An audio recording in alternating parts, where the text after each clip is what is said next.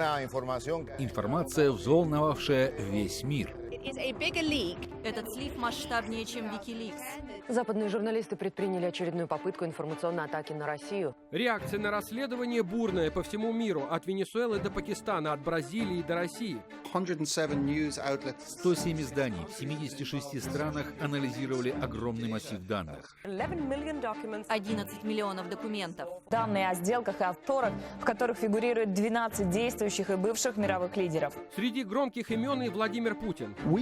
Мы считаем, что раскрыли миллиардную схему отмывания денег в России. Документы раскрыли денежный след, ведущий слишком близко к Путину. Сеть тайных офшорных сделок и займов на сумму в $2 миллиарда привела к российскому президенту. BBC, Guardian, Telegraph, Washington Post, New York Times, Новые газеты и многие другие рассказывают, по открывшимся данным, деньги для Путина отмывал его кум, крестный старшей дочери и близкий друг, виолончелист Сергей Ралдугин. Путин избирается президентом, и со временем Сергей становится хозяином 2 офшорных компаний. Одна из них внезапно получает влияние на финансы российских медиакорпораций, другая – на производителя военных грузовиков. Что же российские медиа? Некоторые из них решили совсем не замечать скандал, сотрясающий мир. Другие не разглядели в нем имени Владимира Путина, будто бы в коррупции уличили кого-то другого.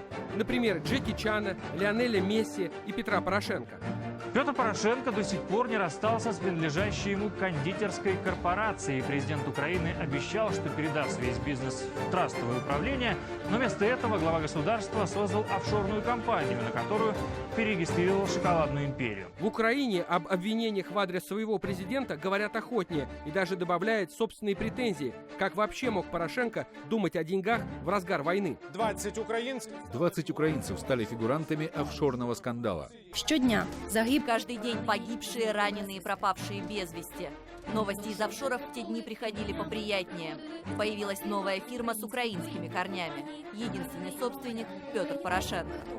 Подобная прямота в российских медиа редкость. Там даже просто перечислить фигурантов дела и обвинения решились немногие. Там и фиктивная торговля акциями российских госкомпаний, и то, что мы в «Новой газете» называем пожертвованиями от крупнейших российских бизнесменов.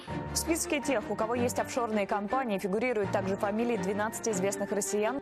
Уже через пару часов тон ведущих РБК, к примеру, меняется.